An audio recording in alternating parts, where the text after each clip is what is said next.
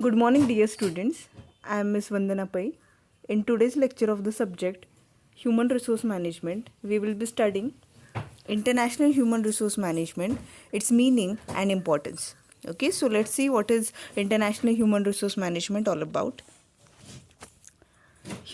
International Human Resource Management bears both functional and strategic resemblance to human resource management. Functionally, it performs almost the same set of activities as human resource management: recruitment, selection, performance management, compensation, training, industrial relations, career management, etc. Strategically, international HRM, that is, International Human Resource Management, is closely linked to the business strategy of the organization. Hence, international human resource management can be defined as the set of activities involved in hiring, managing performance, compensation, training, and relations with employees hired to manage internal operations of a company, with a view to ensure the success of their international business and strategies. International human resource management differs from domestic human resource management primarily in the terms of complexity associated with managing people across national boundaries. International human resource management deals with at least three types of employees based on their country of origin. Okay, first one is parent country nationals, second one is host country nationals, and the third one is third country national.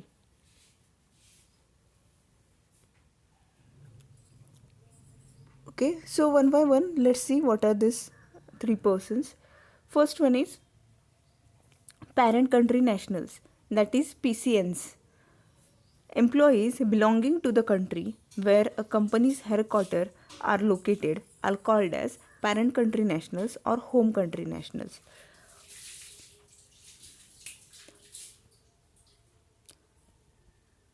Then, host country nationals, HCNs, employees belonging to country where the company has set up a subsidiary or a manufacturing facility are called as host country nationals.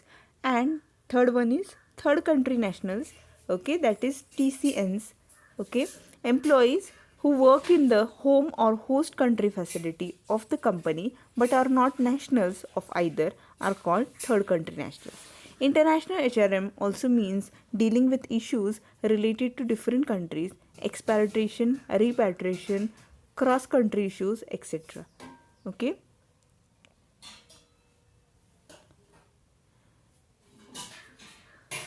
Whenever we consider international HRM, okay, international HRM or international human resource management is the process of procuring, allocating, and effectively utilizing human resource in a multinational corporation. If the MNC is simply exporting its products with only few small offices in foreign locations, then the task of international HR manager is relatively simple. However, in global firms, human resource managers must achieve two somewhat conflicting strategic objectives. First, they must integrate human resource policies and practices across a number of subsidiaries in different countries so that overall corporate objectives can be achieved. Okay, according to Pulaba Subbarao, okay, international human resource management as performing HRM and its related activities and arranging for related and necessary immigration facilities for prospective and current expatriate employees by organizations operating in domestic and or foreign countries. At the same time, the approach to HRM must be sufficiently flexible to allow for significant differences in the type of HR policies and practices that are most effective in different business and cultural settings.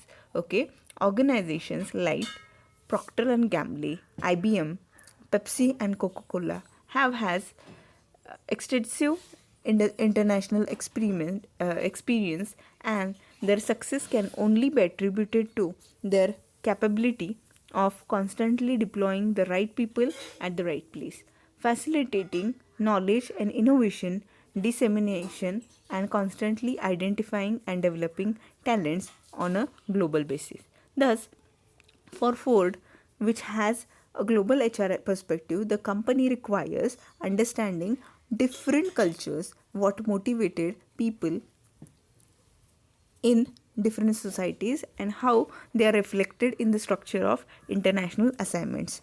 Okay, so whenever we consider international HRM is the process of acquiring, allocating, and utilizing human resources in a global business to achieve the stated objectives because of global context. International HRM is the interplay of three dimensions: HR activities, type of employees, and countries of operation. Okay, the three dimensions of the international HRM are described as, okay, there are three broad activities in international HRM, that is procuring, allocating, and utilizing employees for international operations. Okay, these three broad activities cover all HR functions which are relevant for the domestic operations and discussed in different part of the text. There are three different types of employees in a multinational firm based on their place of origin, that is parent country nationals, host country nationals, and third country nationals. Okay, where parent country nationals, yes, as earlier we have stated, are those whose origin is in the country where the firm's headquarters are located. Okay, host country nationals, what are host country nationals? They are those whose origin is the country where the firm's operations are located. Third country nationals, they are those whose origin is a country which is neither the home country nor the host country. Okay, there are three types of countries involved in international HRM activities. Yes, home country, host country, and third country. Home country is the country of origin of the firm. Host country is the country in which operations of the firms are carried out. For a single firm, there may be many host countries. Third country is a country from where resources, human and other resources, are procured. There may be many third countries. Okay, human resource activities, they are performed in a particular context. It implies that either different human resource activities may be required in a global firm as compared to the domestic firm, or even if the human resource management activities remain the same, there may be difference in the ways of performing these activities. Okay, there are four major contextual variables because of which HRM activities in a global firm differs from a domestic firm. Hence, the need for international HRM, there are cultural diversity, workforce diversity, language diversity, and economic diversity. Let's go through it. Okay, cultural diversity. Yes, culture of a country is one of the key factor which affects people oriented processes. Okay, and HRM is a people oriented process. Therefore, culture of a country has a very significant impact on HRM practice. Okay, when we consider global perspective of human resource management, we find cultural diversity along the globe. That is, cultures of two countries are not alike. Cultural diversity exists on five dimensions: individualism versus collectivism, power orientation, uncertainty avoidance, masculinity versus femininity, and time orientation. Okay, all these are included in cultural diversity. Okay, so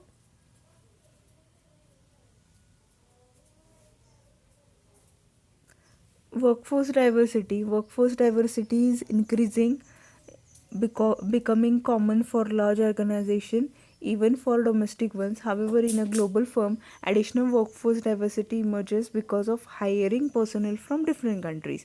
A typical global firm may draw its employees from any home country, host country, or third country. Okay, now language diversity is also there. Language is a medium of expression, but employees coming from different countries have different languages. Though English is a very common language, okay, but still it does not serve the purpose adequately, as it does not cover the entire world. While employees coming from different countries may be encouraged to learn the language of the host country for better dissemination of the information, it does not become feasible. So with this regard, okay, as we know, there is cultural diversity, language diversity, workforce diversity, even economic diversity. In respect to this, we okay in respect to this we are in need of international human resource management. Okay, we need to manage human resource management, okay, human resource whom you have hired, okay, on the international level. Okay, particularly whenever we consider um, whenever we consider the human resources from different places. Okay, for example, if you are operating a multinational corporation, yes, now here you can't restrict the scope of recruitment, right? Here what you will be doing, yes, you will be hiring people from different countries. Whenever you do hire people from different countries, what happens, see, okay, these people, they do carry their culture, right? Okay, and in the host country or in the home country, they are yes, they are usually they can easily adapt. Okay, they can easily adapt with the home country's culture because they are familiar to that culture. But when it comes to host country or other country, yes, these people need to do adjustment. Okay, and there itself the problem arises. Okay, when it is adjustment, surely somewhere conflict, dispute, or irregularity, or somewhere loopholes, limitations, they do happen. Okay, they do happen. So when we think about this, this yes, as like you do into your organization, into any domestic country, you are required to, yes, manage the human resources across the multinational corporations branches. Okay, anywhere where you do have branch of your corporation, okay, maybe in any country or any place of the world, okay, you need to do, or you need to practice international human resource management.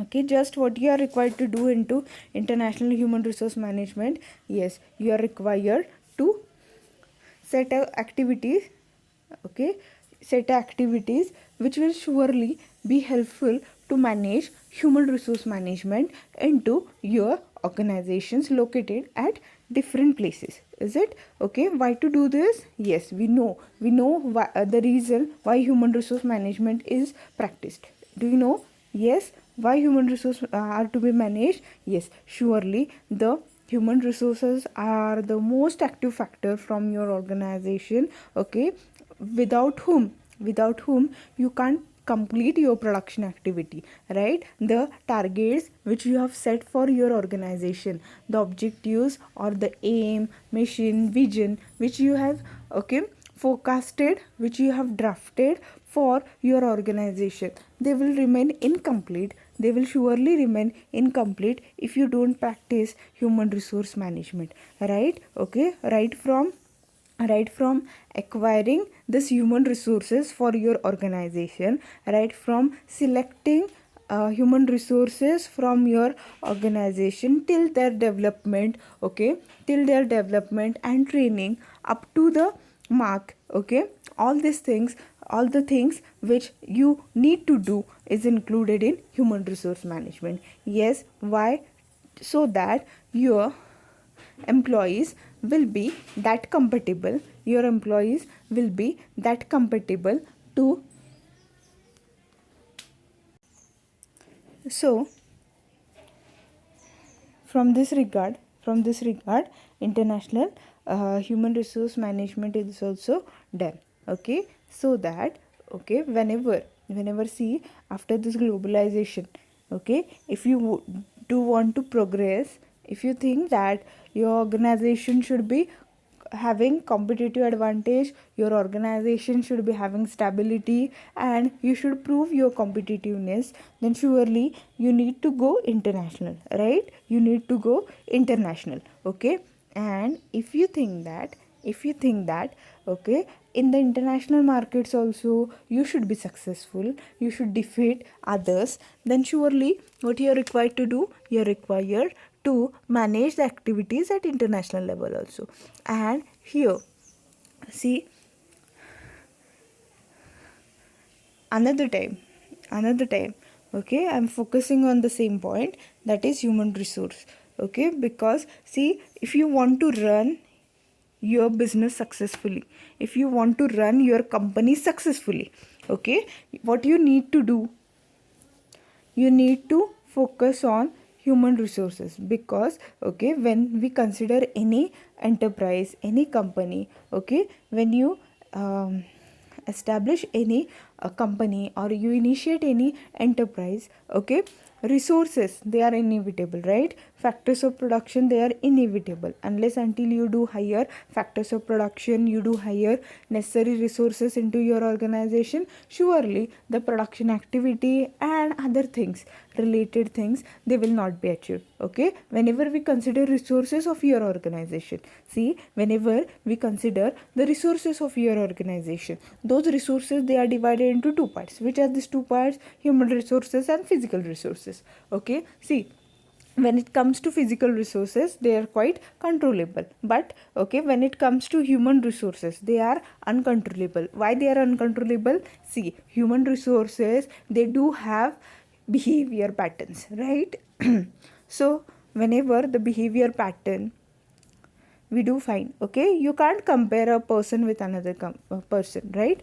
Okay, why? Because they are subjective in nature. Okay, these resources, they are subjective in nature. Whenever we think about the subjective resources, okay, you need to manage them. Okay, you need to effectively manage them. Okay, if you can't manage them, then what will happen?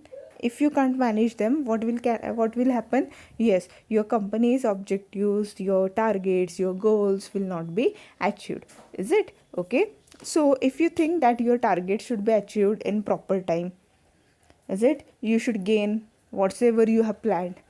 Okay, you should successively be achieving profit only. Profit maximization should be observed by you.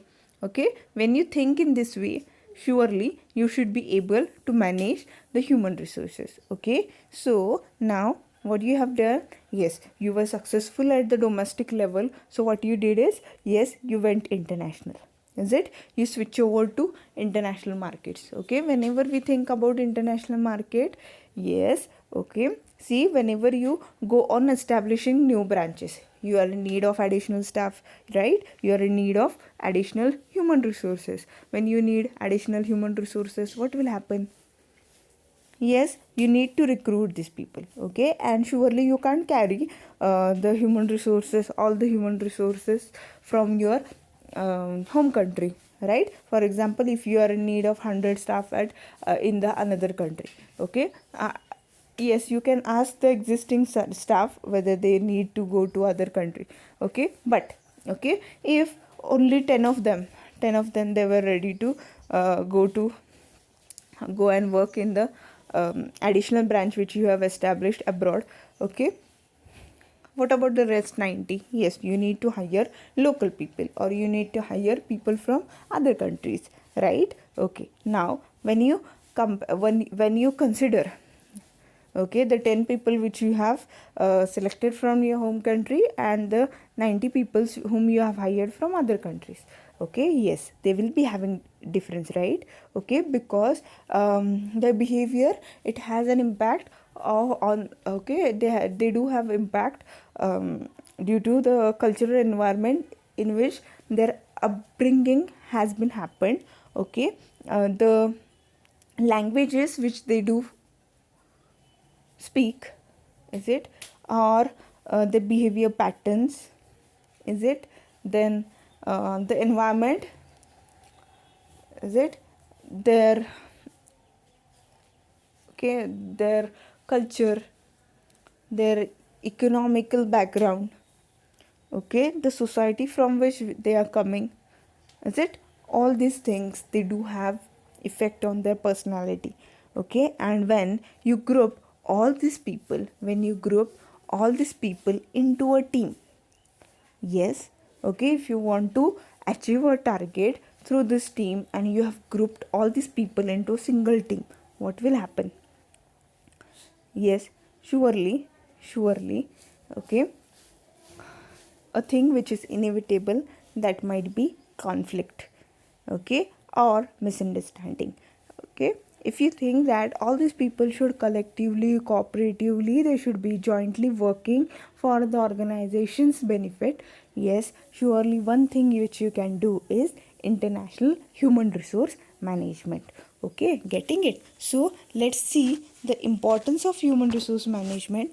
Yes, importance of whenever we study the importance of human resource management, it can be four things. First one is emphasis on core competency. See, core competency, yes, some distinct behavior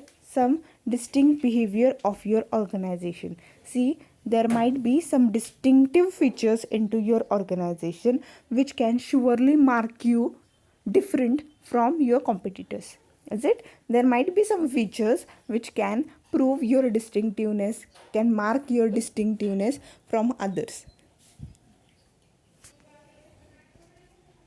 So this itself is the core competency, right? Okay, see, if there are 10 competitors, if there are 10 companies which are dealing into the same product line, okay, whenever we consider this 10 companies at the time, okay, whenever we consider this 10 companies at this time, what happens? Okay, this 10 companies, they do have different features. Okay, if you want to mark your difference, if you think that yes, you should be proving that competitive edge on others, yes, you should be having core competency. So in international human resource management, okay, whenever you effectively manage all the human resources who work with you at the international level, surely it will help you to build your core competency, because all the people, all the employees, okay, they would like or they will wish to work with you, right? Okay, and it will be helpful for you, right, in getting whenever you expand your branches, whenever you expand your business, it will be quite easier for you to get the additional staff. Okay, then reorganization. What is reorganization? Yes, okay, if you want to reframe your organization, then yes, you need to have additional staff, okay. At this time, if you can manage any people, any person whom you are hiring, surely, okay, whomsoever you hire, they will surely get matched with the organization, right? See, you are aware about the term induction, right? Induction, wherever the new recruits, they are acquainted with the culture of the organization, with the code of conduct of the organization. So if you do have such type of best practices in prevailing into your organization, what will happen?